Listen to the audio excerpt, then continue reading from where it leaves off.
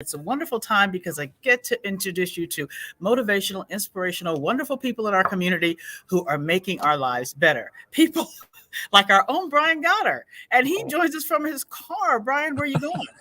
I was on my way to Menards to get more lumber because I'm remodeling my house. You have so much, you have so much talent, Brian. It's amazing. Not only can you do the weather, but you can build things. And to me, that's impressive in this day and Well, age. I try. I'll see if it stands.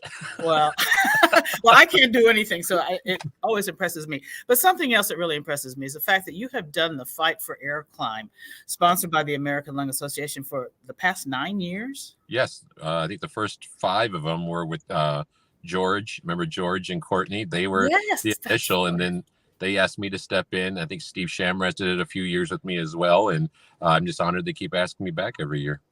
Well, you're such a good spokesperson, and also it's a very important cause because there are so many different lung diseases, and a lot of people are coping with living with perpetual lung disease. And Correct. the most important thing is you're raising a lot of money. I think so far this event has already raised $350,000.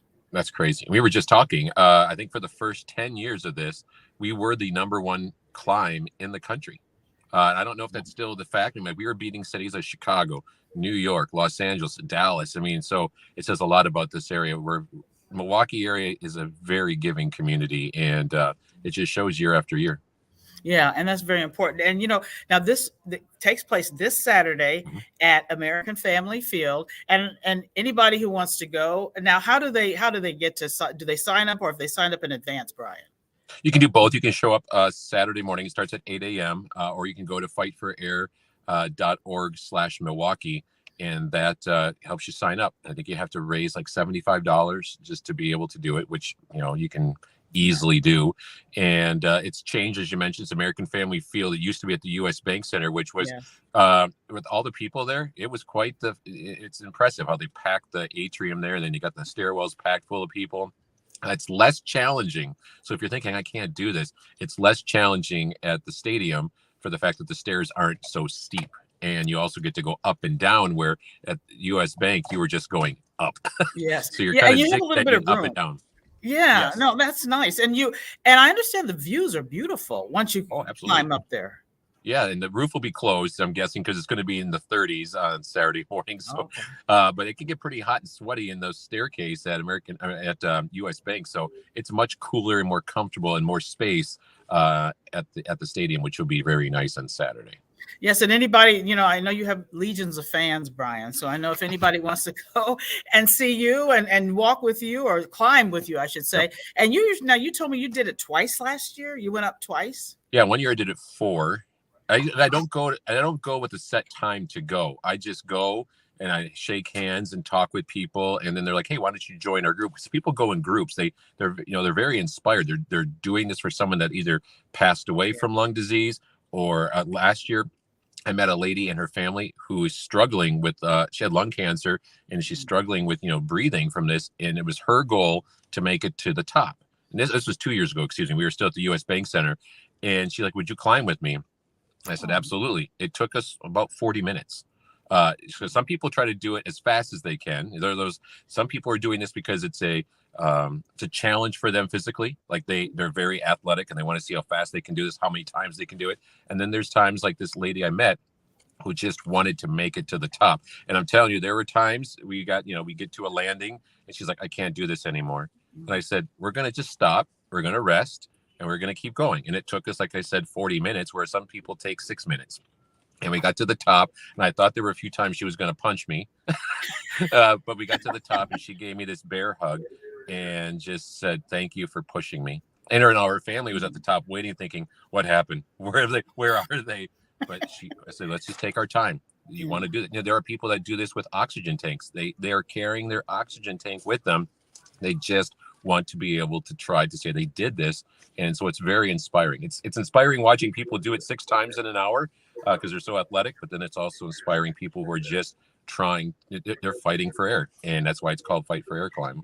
Yeah, it's a very important message, and no judgment zone as to No. how fast you go. I Nope. mean, you just do it, do it for your own benefit. Now, if you're just joining us, this is Lunch with Carole. I talk with people every weekend, and you know the space that I am talking to right now, our own weatherman, Brian Goddard, meteorologist. And Brian, the weather, you think Saturday's going to be like in the 30s, so the roof will be closed. Yeah, in the morning it'll be in the 30s, by Probably. afternoon 40, so they'll keep the roof closed. But the sun will be out finally. And we had, like you said, we had a little sun today. It makes a world of difference. Now I'm in Yeah. the parking lot at this store, and it's dreary and it's sprinkling. Go figure. Well, the good thing is that we have people like you that brighten our lives and give us sunshine anytime, Brian. Well, So, thank you. but you know what I always say: without rain, we don't have flowers or Well, rainbows. So, well, right. Look at last year. We barely had rain. Everybody's lawns were burnt up. There were fires and stuff. So we need rain. I know rainy yeah, days sometimes are dreary and not great, but we need it. And we were still in a drought. We need as much rain as we can. We just don't need it all at once so that we have flooding. I know my sump pump's been going on like crazy. but we don't have it's Mother Nature. Whatever she decides is what we have to take. We have It's to never what you get, what you need. It's one extreme to the other. That's what it seems like. And another thing, Brian, not only are you doing this climb this weekend, I do want to mention that you are also on the board of the MAC Fund. Aren't you president? I'm the chairman. Yep. Chairman. They made me the chairman this year. I've been on the board for a few years now. I've been, involved. I moved here 16 years ago. Can you believe that? And I've been ever since that first year I moved here. I've been doing events for the MAC Fund MC. Then I started my own events as well. This month will be my 10th anniversary of the bowling event I do for the MAC Fund. And then John McLaughlin asked if I wanted to be on the board. I said I'd be honored. And then a year ago, he wanted me to be the chairman. I said, "Is there nobody else?" He's like, "How did you know?" No, but it's been such an honor, and to have John as a good friend over these years and stuff. It's an honor to help with the MAC Fund.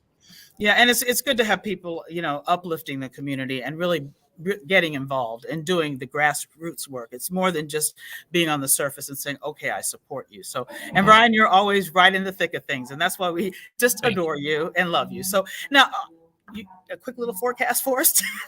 Since it's in the 50s right now. It's warm outside. It's in the 50s, but nice. More rain this evening and tonight as the cold front comes through. Can we record this so I don't have to come to work today?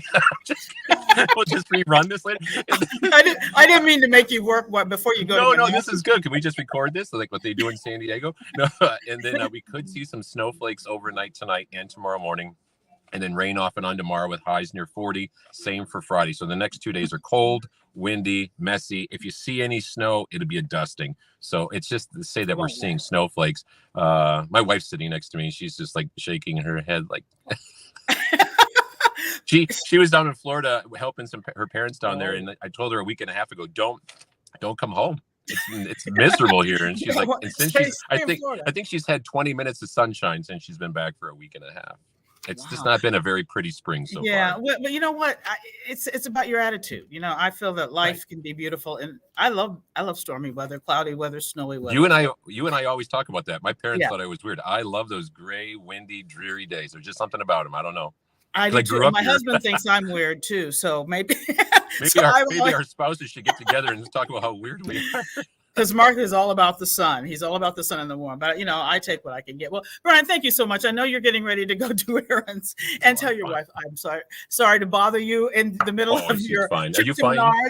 But we appreciate you being on Lunch with Carole. And anybody out there, don't forget, we are here every Wednesday at 12:30 talking to people like Brian who are they're difference makers in our community, people that we really need and we're blessed to have. Brian, thanks so much. And I'll see you later today. All right, I'll see you later. Okay, bye.